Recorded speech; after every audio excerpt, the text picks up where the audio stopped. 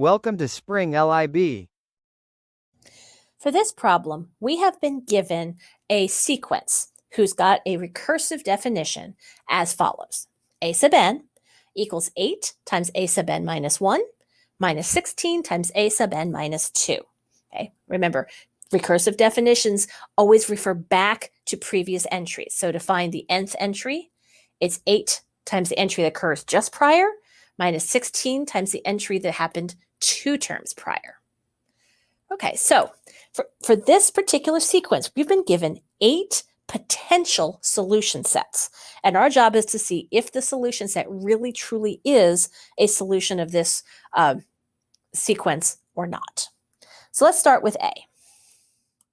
A says I have a sub n equals 0. So every single term is 0. Is that a possible solution? Well, the way we're going to find out, and we're going to do this for every single case, we're going to plug in the values that were given into our original equation and see if we end up with something that is a tautology, always true, or something that is always false. If it's always true, it is a solution. If it's false, it is not. So in this case, if every single entry is 0, that means a sub n is 0, a sub n minus 1 is 0, and a sub n minus 2 is 0.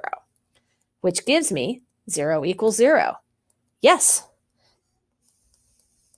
this does indeed work. If I let every entry equal 0, it is a solution to my recursive definition. Okay, let's look at B. What if I let every term equal 1? So my sequence is just 1, 1, 1, 1, 1. Does that work? Well, that means that every entry is 1. It doesn't matter if it's n minus 1, n minus 2. That's what I'm going to have, which gives me 1 equals negative 8. No, this doesn't work. That's an obvious falsehood. Okay, let's try C. A sub n equals 2 to the n. Well, this one's going to take a little bit more algebra because now every entry isn't exactly the same. The entries now depend on n, which is a lot more common when we're talking about sequences. So just like before, we're going to plug in our values. So if I come up to our original equation here, the one with the red arrow, that becomes a sub n, a sub n is 2 to the n. So on the left-hand side, I'll just have 2 to the n. On the right-hand side, I'll have 8 times. Well, the prior entry will be 2 to the n minus 1. Minus 16, well, times the 1, 2 prior will be 2 to the n minus 2. So now it's just a matter of algebraic manipulation to see if I can make the sides equal or if I get an obvious falsehood. So what I'm going to do here is I'm going to make everything have a base of 2. I'm going to be doing that a lot throughout the rest of this problem. Okay? Because now I can combine these. When they have the same base, I add the exponents. So that gives me 2 to the n plus 2. And here, that gives me 2 to the n plus 2. 2 to the n equals 0. Well, no. That's obviously false. So this is not a possible solution for my original equation. Okay, so let's come down.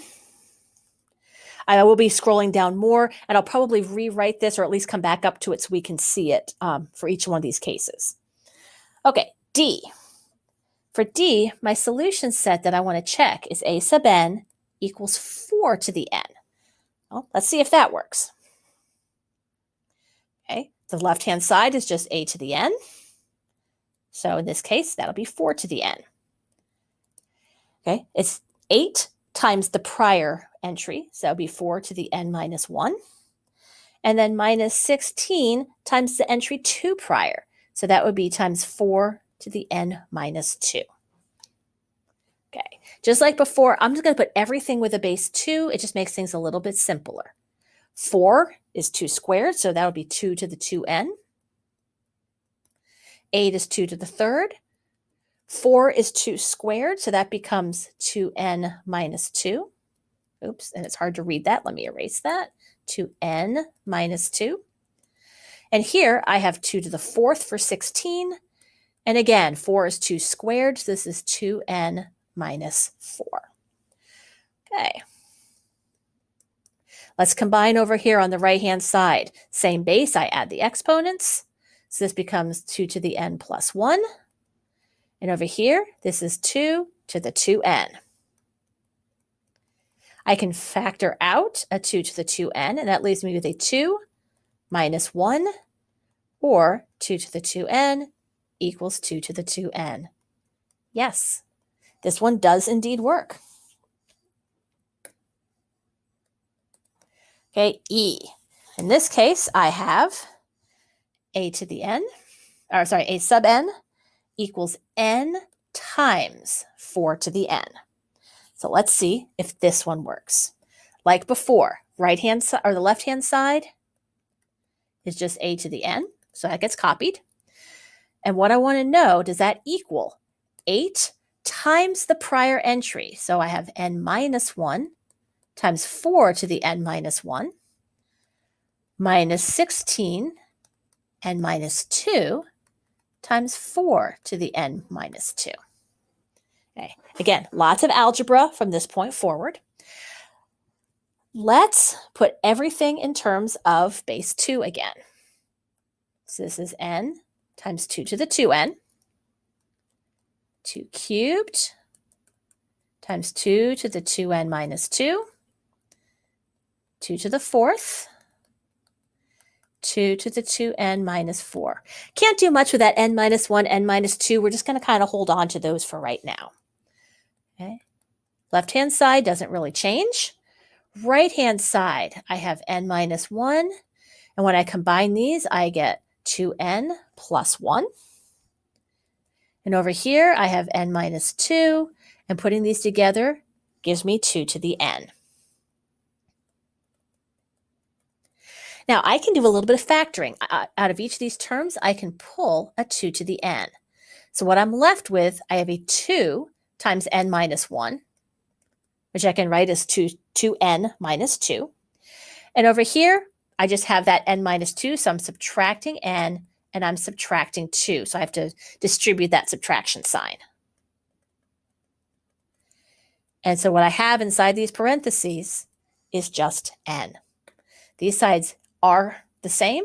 So yes, this is also a possible solution set that matches my given recursive definition. Okay, I've got a few more left to try. Let's go on to F. F says a sub n equals 2 times 4 to the n plus 3n 4 to the n. Okay, this one is going to have some pretty significant algebra, so we're just going to take it nice and slow. Left-hand side is a to the n, so I can copy this straight. I want to know, does that equal 8 times a sub n minus 1? So that's going to be 2 times 4 to the n minus 1 plus 3n minus 1 times 4 to the n minus 1 minus 16 times a sub n minus 2. Oops, n minus 2. It's hard to read. Let me redo that. Plus 3 times n minus 2 times 4 to the n minus 2. Okay. As much as we can, let's see if we can clean this up. On the right-hand side, or on the left-hand side, I can factor out a 4n. What I have left is 2 to the 3n.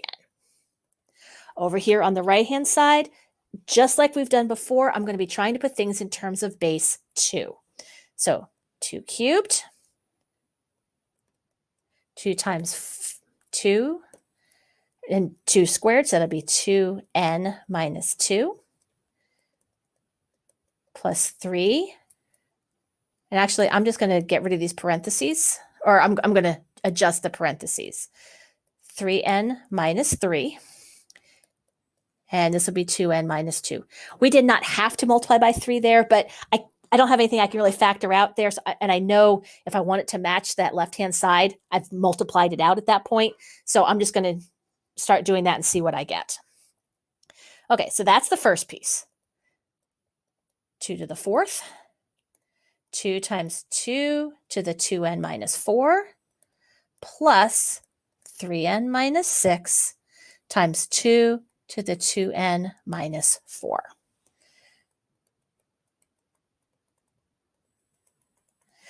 Okay, what do we have here? Well, first piece, and I'm going to be multiplying by, I'm going to distribute this 2 to the third and 2 to the fourth, trying to just clean it up, get as many of these parentheses gone as I can. So first term, I have 2 to the third times 2 to the first times 2 to the 2n minus 2. So that becomes 2 to the 2n plus 2.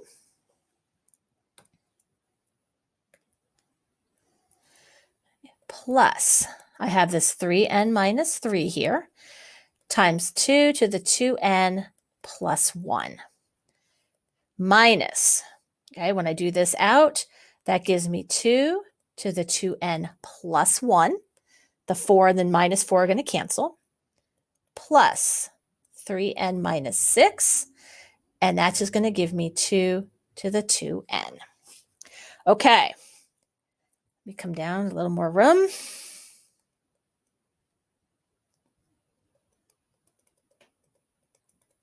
What do I have in common? Every one of these terms on the right has a 2 to the 2n, which is that 4n. So that's good. I want to be able to take that out. What do I have left? Well, my first term, I have a 2 squared, or a 4. Second term, I have a 2 to multiply. So 2 times what's in those parentheses will be 6n minus 6. Take out a 2 to the 2n. I have a 2 left. And then I just have these parentheses. Okay, so what am I left with? Okay, left-hand side hasn't changed. I have a 4 to the n here, which is nice. And over on this side, I have 6n.